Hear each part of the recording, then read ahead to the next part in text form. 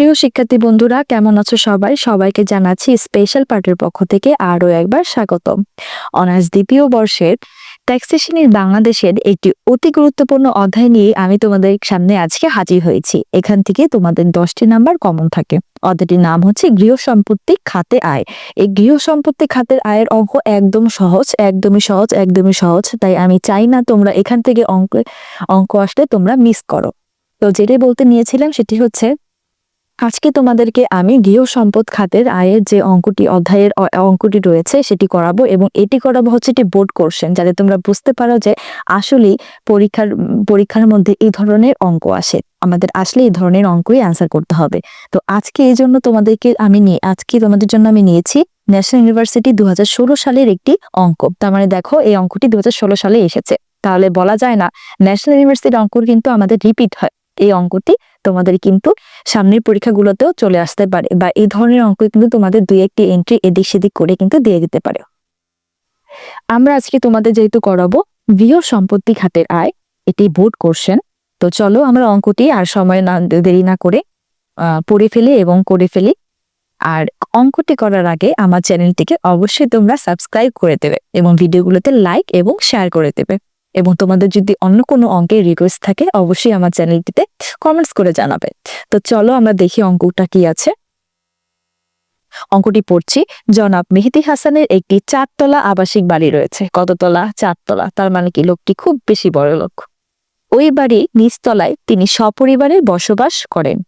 বাকি 3টি তলার প্রতিটি আবাসিক ব্যবহারের জন্য মাসিক 15,000 টাকা ভাড়া দিয়েছেন। কত হাজার টাকা ভাড়া দিয়েছেন?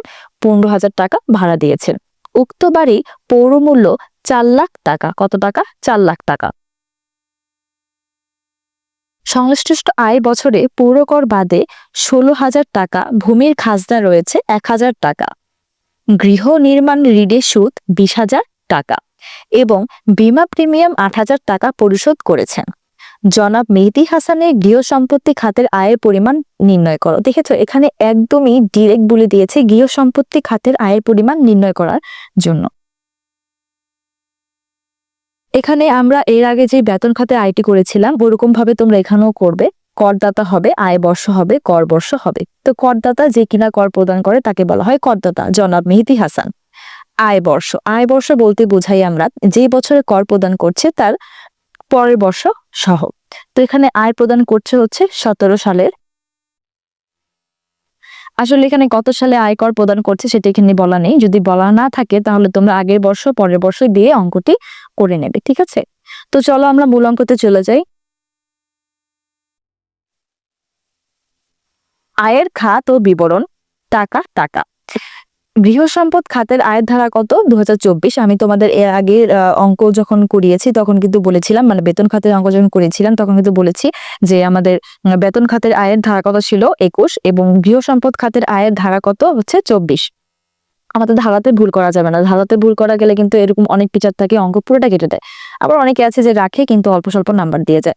আচ্ছা চলো দেখে যাই। তো প্রথমে আমরা লিখে নিব হচ্ছে গৃহ সম্পদ খাতের আয় ধারা কত? 24। 1 নম্বরে দিব হচ্ছে ভাড়া দেওয়ার অংশ হতে আয়। এখানে যে আমরা ভাড়া দিয়েছি 4তলা ভবনে 3টি তলা আমরা ভাড়া দিয়েছি, সেখান থেকে আমাদের কতটুকু আয় হয়েছে সেটা দেখে নেব। ভাড়া দেওয়া অংশ হতে আয়। প্রাপ্ত ভাড়া দিয়েছি কত? দেখো এখানে বাকি 3টি তালা, 3 তালা ভাড়া দিয়েছি ব্যবহারের জন্য 15,000 টাকা। প্রতি তালা হতে কত হাজার টাকা পাই? 15,000 টাকা পাই। তো চলো, প্রাপ্ত ভাড়া 15,000 টাকা। এখন বলতে পারো 12 কোথা থেকে আসলো? 12 হচ্ছে বছরের হিসাব, 1 বছরে 12 মাস, এই কারণে এখানে 12 এসেছে। কয়টি তলা ভাড়া দিয়েছি? 3টি তলা, এই কারণে এখানে 3 দিয়ে গুণ দিয়েছি। তো 15,000 গুণ 12 গুণ 3 গুণ করলে কত হয়েছে? 5,40,000 টাকা। অথবা পৌরমূল্য কত রয়েছে এখানে? 4 লাখ টাকা। পৌরমূল্য 4 লাখ ভাগ 4। এখন বলতে পারো 4 কেন আসলো? আমাদের কিন্তু ভাড়া দিয়েছি 3টি তলা, কিন্তু আমাদের বাড়ি কত তলা? আমাদের বাড়ি কিন্তু সেই 4 তলায়। তো 4 তলার জন্যই কিন্তু আমাদের পৌরমূল্য গণনা করতে হবে।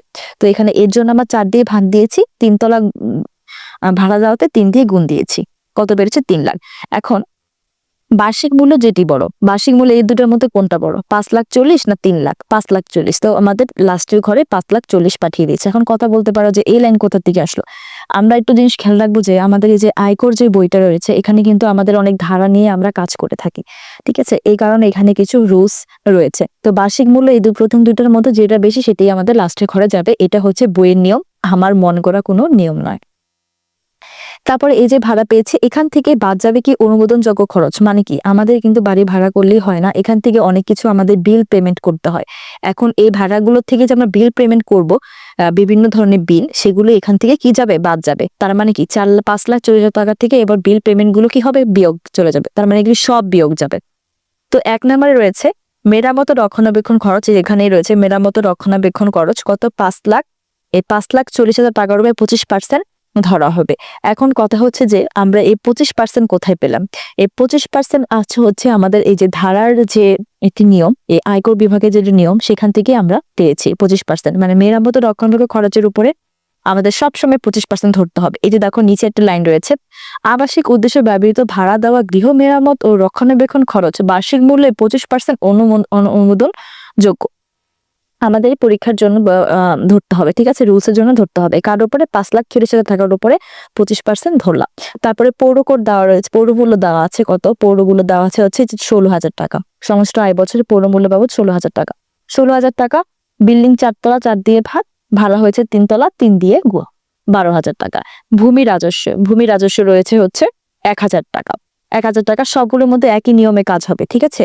এই ভূমি রাজস্ব, গৃহ নির্মাণের সুদ, বীমা প্রিমিয়াম, আবাসিক বীমা প্রিমিয়াম, এই কয়েকটাই একই রকম হবে। যা যা টাকা দেওয়া আছে 4 দিয়ে ভাগ হবে, 3 দিয়ে গুণ হবে, একই নিয়মেই কাজটা হয়ে যাবে। তো এইভাবে করে তোমরা এই অঙ্কগুলা ক্যালকুলেট করে এখানে বের করে নেবে, এবং ক্যালকুলেট করে বের করার পর এখানে বের হয়েছে কত, 1,68,750, ঠিক আছে? নিচে দেখো 2 একটা লাইন দিয়েছে, আবাসিক হিসেবে ব্যবহৃত অংশের আয় সম্পূর্ণ করমুক্ত। এখন দেখো যেহেতু 5,54,000 টাকা তো হচ্ছে আমাদের মোট ভাড়া, এই ভাড়ার থেকে এই খরচগুলোকে আমাদের কি করতে হবে, বাদ দিতে হবে। তো বাদ দেওয়ার পরে 1,68,750 টাকা যদি 5,40,000 টাকা বাদ দিই, 3,71,250 বের হয়ে যাবে। দেখেছো কতটা সহজ আমাদের এই গৃহ সম্পত্তি খাতে আয়। এখান থেকে তোমরা এই একটা অঙ্ক, এই মাত্র একটা পৃষ্ঠাতে কিন্তু এই অঙ্কটা হয়। এই একটা পৃষ্ঠাতে এই ছোট্ট একটু অঙ্ক করে তোমরা অনায়াসে 10টি নাম্বার পেয়ে যেতে পারো। বেতন খাতের মতো গৃহ সম্পদ খাতের আয়টাও খুব বেশি গুরুত্বপূর্ণ, তোমরা অনেক মনোযোগ দিয়ে করবে। এই একটি অঙ্ক করলেই তোমাদের দেখবে অন্যান্য অঙ্কগুলো তোমরা অনায়াসেই বুঝে গেছো, কারণ অঙ্কের মধ্যে খুব বেশি ভ্যারাইং থাকে না, একই ধরনের অঙ্ক আসে। তোমরা দেখতেই পেলে এটি 2016 সালের একটি অঙ্ক। তো ধন্যবাদ সবাইকে আমার এই ক্লাসটি করার জন্য। আমার এই ক্লাসটি যদি ভালো লেগে থাকে, আবারও বলছি, অবশ্যই আমার চ্যানেলটিকে সাবস্ক্রাইব করে দেবে। ধন্যবাদ সবাইকে।